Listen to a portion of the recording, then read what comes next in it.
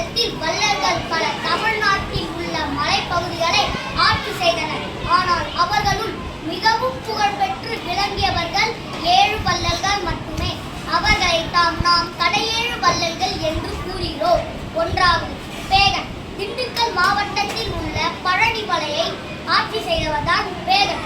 குளிரில் நடுங்கிய மயிலுக்கு தன் போர்வையை போர்த்தி மயிலை காத்ததால் இன்று வரைக்கும் புகழப்படுகிறார். 2வது வள்ளல் பாரி. சிவகங்கை மாவட்டத்தில் உள்ள பரம்பூமலையை ஆட்சி செய்தவர்தான் வள்ளல் பாரி.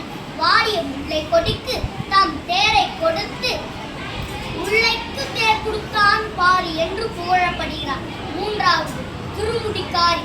திருக்கோவில் ஊரில் உள்ள தொண்டை மண்டல பகுதியை மலையம்மா நாட்டை ஆட்சி செய்தவர்தான் திருமுடிக்காரி.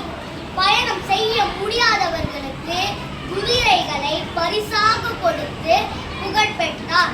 4வது ஆய் அன்னிரன். மதுரையின் தெற்கே உள்ள பொதுகை மலையை ஆட்சி செய்தவர்தான் ஆய் அன்னிரன். நீல நாகத்தின் உடையை இறைவனுக்கு போர்த்தி இறைவனையே மெய்சிலுக்க வைத்தார். 5வது அதியமான் நெடுமான் நந்தி. தகடூர் தற்பொழுது தர்மபுரி பகுதியை ஆட்சி செய்தவர்தான் அதியமான் நெடுமான் நந்தி. அரிய வகை கரு நெல்லிக்கனியை நம் மூதாட்டி அவ்வைக்கு கொடுத்து தமிழின் இனிமையை நாடறிய செய்தார். 6வது நல்லி. தோட்டி மலையில் உள்ள கண்ணீர மலையை ஆட்சி செய்தவர்தான் நல்லி. மலைவாழ் மக்களுக்கு வறுமை என்பது தெரியக்கூடாது என்று தம்மிடம் இருந்த பொருட்களை எல்லாம் வழங்கினார்.